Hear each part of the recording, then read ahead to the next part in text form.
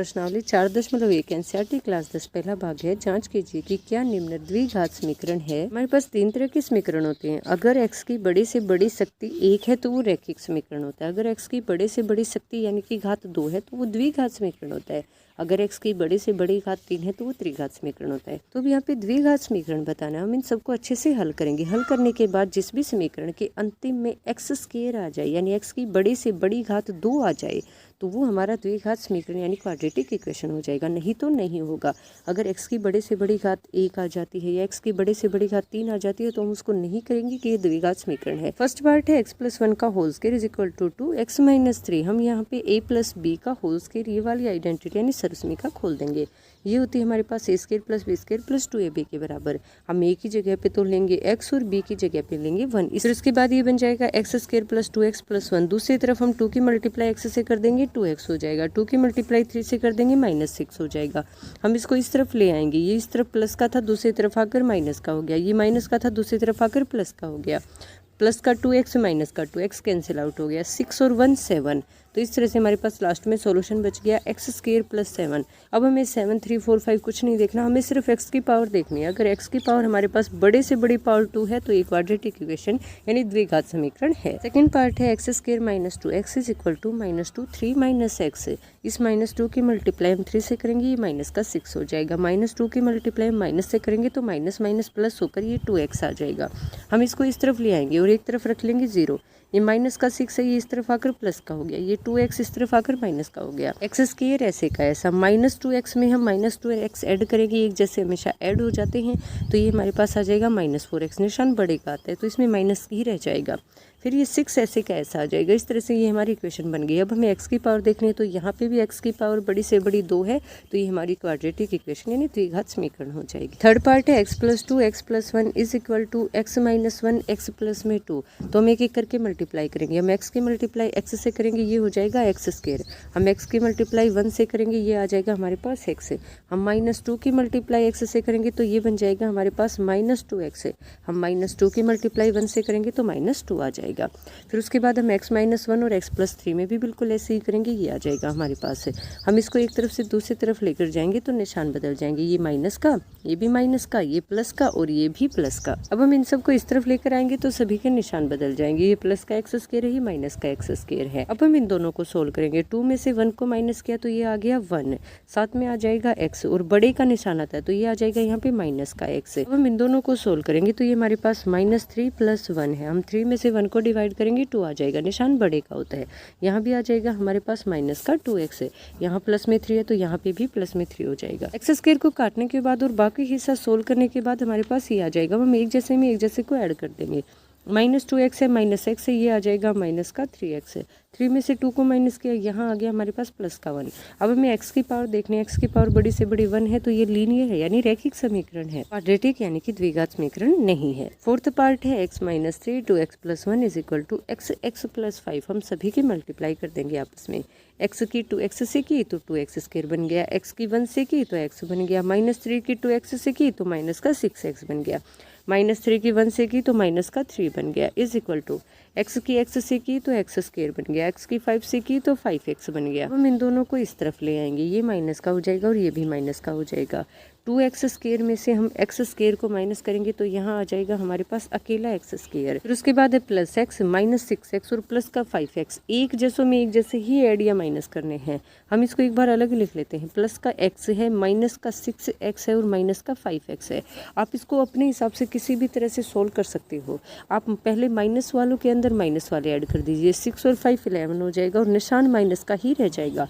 फिर उसके अंदर प्लस वाले को सोल्व करके, जैसे यहाँ 11 में से हम 1 को माइनस करेंगे तो 10 आ जाएगा। निशान बड़े का यानी कि माइनस आ गया। या फिर दूसरा तरीका, पहले इन दोनों को सोल्व कीजिए। 6x में से x को माइनस किया, यहाँ पे आ गया माइनस का 5x है। फिर -5x -5x एक जैसे हैं, दोनों ऐड हो जाएंगे, ये बन जाएगा माइनस का 10x। आंसर दोनों के अंदर ही सेम आएगा। तो अब यहाँ पे हमारे पास हमारा आंसर आ गया -10x। इसको हम लिख देंगे। अब हम देखेंगे जिनके साथ x नहीं है तो ऐसा हमारे पास सिर्फ और सिर्फ 3 है। ये हमारा -3 ऐसे का ऐसा। हमें सिर्फ x की पावर देखनी है तो x² है इसके अंदर और इससे बड़ी पावर भी कोई नहीं है तो ये हमारे पास क्वाड्रेटिक इक्वेशन यानी द्विघात समीकरण हो जाएगी। हम किसी वेरिएबल की पावर को डिग्री कहते हैं तो यहाँ पे आपको लिखा हुआ मिलेगा कि जिसकी डिग्री 2 हो वो हमारे पास क्वाड्रेटिक इक्वेशन इक्वेशन है। ऐसे हिंदी में लिखा हुआ मिलेगा आपको घात। फिफ्थ पार्ट है 2x - 1 x - 3 is equal to x + 5 x - 1। हम इन सब के आपस में मल्टीप्लाई कर देंगे। 2x की मल्टीप्लाई x से की तो आ गया 2x², 2x की मल्टीप्लाई 3 से की तो आ गया -6x, -1 की मल्टीप्लाई x से की तो माइनस का x आ गया, ये इसका माइनस यहाँ पे लिखा हुआ है।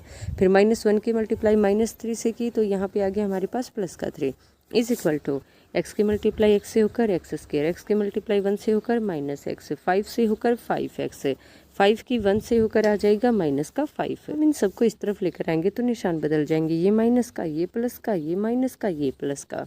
अब यहाँ पे 2x² है, 2x² में से हम x² को माइनस करेंगे तो ये आ जाएगा अकेला x²। फिर उसके बाद -6x -x है, ये आ जाएगा इस तरफ -7x है। यहाँ पे हमारे पास 5x में से हम x को माइनस करेंगे तो -4x आ जाएगा। 7 और 4 ऐड होकर बना देंगे -11x। तो इस तरह से हमारे पास जो x वाला पार्ट है वो हो जाएगा -11x। अब ये 5 इस तरफ आकर प्लस का हो गया तो 5 और 3 ऐड हो जाएंगे, 8 आ जाएगा। अब हमें x की पावर देखनी है तो यहाँ पे x की पावर 2 है, ये हमारे पास क्वाड्रेटिक इक्वेशन यानी द्विघात समीकरण है। सिक्स्थ पार्ट है x² + 3x + 1 is equal to x - 2 का होल स्क्वायर। हम इस आइडेंटिटी यानी सर्वसमीका को खोल देंगे। ये हमारे पास होती है a² + b² - 2ab। a की जगह पे x लेंगे और b की जगह पे हम 2 लेंगे तो ये आगे खुल जाएगी x² - 4x प्लस का 4। फिर उसके बाद हम इसको इस तरफ लेकर आएंगे, ये माइनस का हो जाएगा, ये प्लस का हो जाएगा और ये माइनस का हो जाएगा। x² से x² कैंसिल आउट हो जाएगा, 4 और 3 हो जाएगा हमारे पास 7x, -4 और प्लस का 1 है तो ये आ जाएगा -3। अब x की पावर 1 है तो ये रैखिक यानी कि लीनियर है, क्वाड्रेटिक इक्वेशन यानी द्विघात समीकरण नहीं है। सेवंथ पार्ट है x + 2 का whole cube is equal to 2x² - 1। अब यहाँ पे हमारे पास क्यूब है, यानी कि आप सोचोगे कि इसमें तो x की पावर क्यूब आएगी, जबकि हम इस क्वेश्चन को पूरा सोल्व करेंगे उसके बाद देखेंगे कि क्या आएगा। लास्ट तक हम कुछ नहीं बता सकते कि ये किस तरह टाइप की इक्वेशन है। तो अब यहाँ पे हम पहले इसका क्यूब खोलेंगे। क्यूब की आइडेंटिटी हमारे पास होती है a + b का whole cube is equal to a³ + b³ + 3a² b + 3ab²। इसके अंदर सभी के सभी प्लस के आएंगे और जब यहाँ पे माइनस होगा तो उसमें जो बी वाला पार्ट है ना, ये वाला, ये माइनस का हो जाएगा और ये भी माइनस का हो जाएगा। मैंने आइडेंटिटी के लिए अलग से वीडियो बना रखा है, आप उसमें देख सकते हैं। अब हम जब इस आइडेंटिटी को खोलेंगे तो ये हमारे पास इस तरह से आ जाएगी। हम ए की जगह पे रख देंगे x और बी की जगह पे रख देंगे 2। फिर उसके बाद हम 2x की मल्टीप्लाई x² से करेंगे तो ये आ जाएगा 2x³। हम 2x की मल्टीप्लाई 1 से करेंगे तो ये आ जाएगा हमारे पास -2x। जब हम इसको इस तरफ लेकर आएंगे माइनस का हो जाएगा और ये प्लस का हो जाएगा। हम 2x³ में से x³ को माइनस करेंगे तो यहाँ आ जाएगा हमारे पास -x³ और कहीं पे भी x³ नहीं है तो ये ऐसे का ऐसे रह जाएगा। वैसे तो हमारा क्वेश्चन यही सोल्व हो चुका है, लेकिन हमें बाकी का सारा सोल्व करके दिखाना पड़ेगा क्योंकि हमारे पास x की बड़े से बड़ी पावर क्यूब आ चुकी है। तो इसका मतलब ये क्यूबिक इक्वेशन यानी कि त्रिघात समीकरण है। फिर हम आगे देखेंगे तो 3 × 2 = 6x² हो जाएगा। ये 2 का स्क्वायर 4 और 4 की 3 से मल्टीप्लाई की तो यहाँ पे आ गया 12। फिर हम 12x में इस 2x को ऐड कर देंगे तो ये हो जाएगा 14x। 2 की क्यूब यानी 2 की मल्टीप्लाई 3 टाइम्स 3 बार हो जाएगी तो 2 दूनी 4, 4 दूनी 8, 8 आ जाएगा हमारे पास। सबसे लास्ट में ये इक्वेशन आई है। अब इसके अंदर तो बड़ी से बड़ी पावर 3 है तो ये त्रिघात यानी कि क्यूबिक इक्वेशन है, क्वाड्रेटिक यानी द्विघात समीकरण नहीं है। 8th पार्ट है x² - 4x - x + 1 is equal to x - 2 का होल क्यूब। यहाँ पे हम a - b के होल क्यूब वाली आइडेंटिटी खोल देंगे। अब इसके अंदर और उसके अंदर फर्क क्या होता है, उसके अंदर सभी के सभी प्लस के होते हैं, जबकि इसके अंदर जो b वाला पार्ट है ना वो माइनस का है। तो इसलिए b के कारण ही जो निशान है वो बदल जाएंगे। अब यहाँ b की क्यूब है तो ये माइनस का हो जाएगा। यहाँ पे भी हमारे पास b अकेला है तो ये भी माइनस का हो जाएगा। जैसे मैं आपसे पूछूं कि -2 की पावर 4 है तो इसमें आंसर हमारा प्लस का आएगा या माइनस का। इन दोनों की मल्टीप्लाई प्लस हो गई, इन दोनों की मल्टीप्लाई प्लस हो गई और प्लस से प्लस को मल्टीप्लाई किया तो आंसर भी प्लस में आएगा। तो जब किसी की पावर 2, 4, 6 हो, 8 आगे ऐसे ही चलता जाएगा इवन यानी कि सम नंबर, तो उस टाइम पे हमेशा आंसर प्लस में आता है। जब किसी की पावर ओड नंबर यानी विषम संख्या हो, जैसे 1, 3, 5, 7, 9, 11 इस तरह से, तो उस टाइम पे आंसर माइनस का आता है। अगर ये माइनस का है तो अगर ये प्लस का है तो प्लस का ही आएगा। बिल्कुल वैसी ही सिचुएशन यहाँ पे है, ये हमारी आइडेंटिटी हो जाएगी। अब हम इस आइडेंटिटी के अंदर a की जगह पे x रख देंगे और b की जगह पे 2 रख देंगे। यहाँ b की जगह पे आपको -2 रखने की जरूरत नहीं, आप सिंपल 2 रख दीजिए क्योंकि माइनस का निशान यहाँ पहले ही आइडेंटिटी के अंदर आ चुका है। फिर जब हम इसको आगे सोल्व करेंगे ना तो इस तरफ ये तो हमारे पास ऐसे का ऐसा है ही, इसके आइडेंटिटी के अंदर हमने जब सारी चीज़ें रख दी तो ये आ जाएगा हमारे पास है। जब हम इसको इस तरफ लेकर आएंगे, ये माइनस का, ये प्लस का, ये माइनस का, ये भी माइनस का और ये प्लस का। एक्स क्यूब से एक्स क्यूब कैंसिल आउट हो गया। 6x² में से हमने 4x² को माइनस किया तो ये आ गया हमारे पास 2x²। फिर उसके बाद यहाँ माइनस का x है, ये वाला माइनस इसी के लिए, ये मत सोचना कि ये प्लस का है। -x और -12x हो जाएगा -13x। 8 और 1 हो जाएगा हमारे पास 9। और ऐसा कुछ नहीं है जो सोल्व हो सके। हमारे पास x की पावर 2 आ गई बड़ी से बड़ी, बाकी चाहे कुछ भी, हमें कोई फर्क नहीं पड़ता। तो ये हमारे पास क्वाड्रेटिक इक्वेशन यानी द्विघात समीकरण हो जाएगी। दूसरा प्रश्न है, निम्न स्थितियों को द्विघात समीकरणों के रूप में निरूपित कीजिए। हमें सिर्फ द्विघात समीकरण बनाना, मैं आगे इसको हल नहीं करना। पहला भाग है, एक आयताकार भूखंड का क्षेत्रफल 528 मीटर वर्ग है। क्षेत्र की लंबाई चौड़ाई के दुगने से एक अधिक है। हमें भूखंड की लंबाई और चौड़ाई ज्ञात करनी है।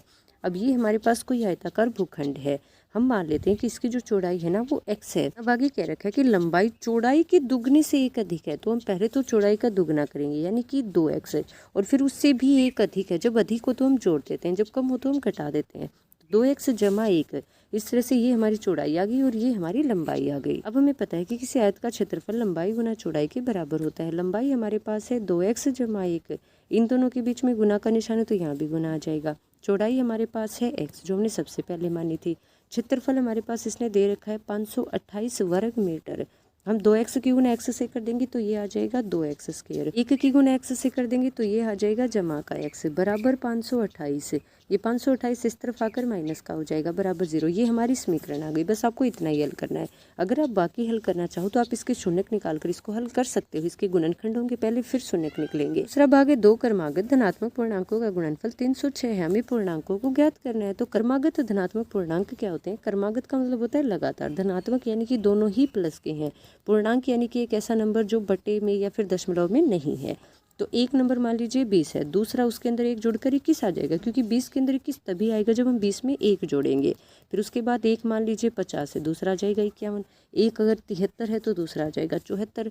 तो इस तरह से अब हमें तो एक भी नंबर नहीं पता ना, तो हम मान लेते हैं कि दोनों में से कोई एक नंबर x है। तो सीधी सी बात है, दूसरा नंबर आ जाएगा x जमा 1। अब इन दोनों की गुना 306 के बराबर क्या रखी है, तो x गुना x जमा 1 बराबर 306। x की x से गुना की x² आ गया, x की 1 से गुना की तो x आ गया बराबर 306। ये हमारी समीकरण आ गई। आप इसको इस तरफ लेकर आ सकते हो, ये घटा का हो जाएगा। बस आपको इतना ही करना है, आगे सोल्व नहीं करना है। तीसरा भाग है, रोहन की माँ उससे 26 साल बड़ी है। उसकी आयु वर्षों में का गुणनफल अब से 3 वर्ष पश्चात 360 हो जाएगा। हमें रोहन की वर्तमान आयु ज्ञात करनी है। तो जब भी हम आयु से संबंधित कोई प्रश्न करते हैं ना, हम हमेशा वर्तमान आयु को ही x या y मानते हैं। तो मान लीजिए हमने मान लिया कि रोहन की वर्तमान आयु x है, तो अगर उसकी माँ 26 साल बड़ी है तो रोहन की जो माँ है उसकी आयु हो जाएगी x जमा 26 है। लेकिन वो अभी की बात नहीं कर रहा, वो बात कर रहा है अब से 3 साल बाद। तो अब से 3 साल बाद तो दोनों ही 3-3 साल बड़े हो जाएंगे, तो हम दोनों की उम्र के अंदर 3-3 जोड़ देंगे। ये आ जाएगा हमारे पास x जमा 3 और ये आ जाएगा हमारे पास x जमा 26 में 3 को जोड़ा तो 29 आ गया। अब इन दोनों का गुणनफल किसके बराबर है, 360 के। हम इसको 360 के बराबर रख देंगे। x की गुना हम x से करेंगे तो x² आ जाएगा। x की गुना हम 29 से करेंगे तो ये आ जाएगा हमारे पास 29x। 3 की गुना x से करेंगे तो ये आ जाएगा 3x, और 3 की गुना 29 से करेंगे ये आ जाएगा हमारे पास 87। बराबर में हमारे पास है 360। हम इस 360 को इस तरफ लेकर आएंगे तो ये माइनस का हो जाएगा। x² ऐसे कैसा, क्योंकि बाकी कहीं पे x² है ही नहीं, यहाँ आ जाएगा। 29 में 3 जोड़ेंगे तो ये आ जाएगा हमारे पास जमा का 32x, क्योंकि दोनों ही जमा के हैं। ये घटा का है, ये जमा का है। बड़े में से छोटा घट जाएगा, जो उत्तर आएगा वो घटा का आएगा, क्योंकि बड़ा घटा का है। यहाँ पे आ जाएगा -373 बराबर में 0। ये हमारी समीकरण आ गई। चौथा भाग है, एक रेलगाड़ी 480 किलोमीटर की दूरी समान चाल से तय करती है। यदि इसकी चाल 8 किलोमीटर प्रति घंटा कम होती तो वह उसी दूरी को तय करने में 3 घंटे अधिक लेती। हमें रेलगाड़ी की चाल ज्ञात करनी है। अब हमें चाल ज्ञात करनी है तो चाल को हम s मान लेते हैं, क्योंकि चाल को हम इंग्लिश में स्पीड कहते हैं। आप x भी मान सकते हो, कोई ज़रूरी नहीं है। अब हमें पता है कि चाल बराबर दूरी बटे समय होता है, तो यहाँ पे हमने चाल को s मान लिया। दूरी हमारे पास है 480, समय हमें नहीं पता कितना, हम समय को t मान लेते हैं। ये t इस तरफ आकर गुना में हो जाएगा। इस तरह से हमारे पास आ गया st बराबर 480। हम इसको रख लेते हैं, ये आगे समीकरण के अंदर काम आएगा। तो ये तो पहली स्थिति हो गई जिसके अंदर रेलगाड़ी अपनी सामान्य चाल से चलती है। फिर उसके बाद अगर हम उसकी चाल को 8 किलोमीटर प्रति घंटा कम कर दें, अब हमने चाल को कम कर दिया, पहले थी s, अब हमने कर दिया s घटा 8 बराबर है, दूरी तो वही है ना 480 ही, तो कह रहा है कि इस दूरी को तय करने में 3 घंटे अधिक लेगी, यानी समय के अंदर 3 जुड़ जाएगा। समय को हमने t माना था, t प्लस में 3 ये आ जाएगा। अब इस तरफ ये आकर गुना में हो जाएगा, s माइनस 8 t जमा 3 बराबर है 480। ये हमारी एक तरह से समीकरण ही आ गई। अब हम इसको आगे हल कर लेंगे। s की t से मल्टीप्लाई की s t आ गया, s की 3 से मल्टीप्लाई की 3s आ गया, 8 की t से मल्टीप्लाई की -8t आ गया, 8 की 3 से मल्टीप्लाई की -24 आ गया, इज इक्वल टू 48। तो हम एस टी की जगह पे लिख सकते हैं, यहाँ पे 480 हमने लिख दिया। ये 480 इस तरफ आकर माइनस का हो गया, तो एक प्लस का था एक माइनस का, दोनों के दोनों एक दूसरे से कैंसिल आउट हो गए। ये आगे हमारे पास बच गया 3s -8t -24 is equal to 0। ये कहाँ से आया वो भी मैं आपको बता देती हूँ। हमें पूरा ही आंसर x या फिर s में चाहिए है, तो हम t को भी बदल देंगे। हमें पता है कि speed is equal to distance upon में टाइम होता है, तो हमारे पास स्पीड का मतलब क्या है s, डिस्टेंस कितनी है 480 अपॉन में t की वैल्यू निकाल लेंगे। ये s इस तरफ आकर डिवाइड में हो जाएगा, यानी हम t की जगह पे लिख सकते हैं 480 अपॉन में s। तो जहाँ पे भी t है आप वहाँ पे 480 अपॉन s यानी 480 बटे में s रख दीजिए। यहाँ पे हमारे पास -8t है, -8 ऐसे का ऐसा, t की वैल्यू हमने अभी भी निकाली है 480 अपॉन में s यानी कि x। अब 480 की मल्टीप्लाई हम 8 से करेंगे तो ये आ जाएगा हमारे पास 3840 अपॉन में s। यहाँ पे था 3s, जब हम इसको सोल्व करेंगे तो 3s -3840 अपॉन में s -24 इज इक्वल टू 0। हम लेंगे एलसीएम, तो नीचे आ जाएगा हमारे पास s। हम s को 1 से डिवाइड करेंगे, 5 नहीं है ये s है, 1 से डिवाइड करेंगे तो s आ जाएगा। 3s की s से मल्टीप्लाई करेंगे तो ये बन जाएगा हमारे पास 3s स्क्वायर माइनस, हम s की s से डिवाइड करेंगे 1 आ जाएगा, 1 की मल्टीप्लाई 3840 से करेंगे तो यहाँ पे हमारे पास आ जाएगा s का ऐसा 3840। फिर s की को डिवाइड करेंगे हम 1 से तो s आ गया। अब s की मल्टीप्लाई हम 24 से करेंगे तो ये आ जाएगा हमारे पास -24s। ये आ गई हमारी इक्वेशन। हम इसको आगे और छोटा बना सकते हैं, हम तीनों में से 3 कॉमन ले लेंगे, 3 कॉमन लिया तो वो 3 दूसरी तरफ जाकर डिवाइड में हो जाएगा, 0 के डिवाइड में कुछ भी हो 0 ही हो जाता है। s स्क्वायर -8x -1280, ये हमारी इक्वेशन आ गई। आप यहाँ पे s की जगह x भी लिख सकते हो, ये आ जाएगा हमारे पास x स्क्वायर -8x -1280। बात वही, आपको कंफ्यूज नहीं होना है। Thank you very much.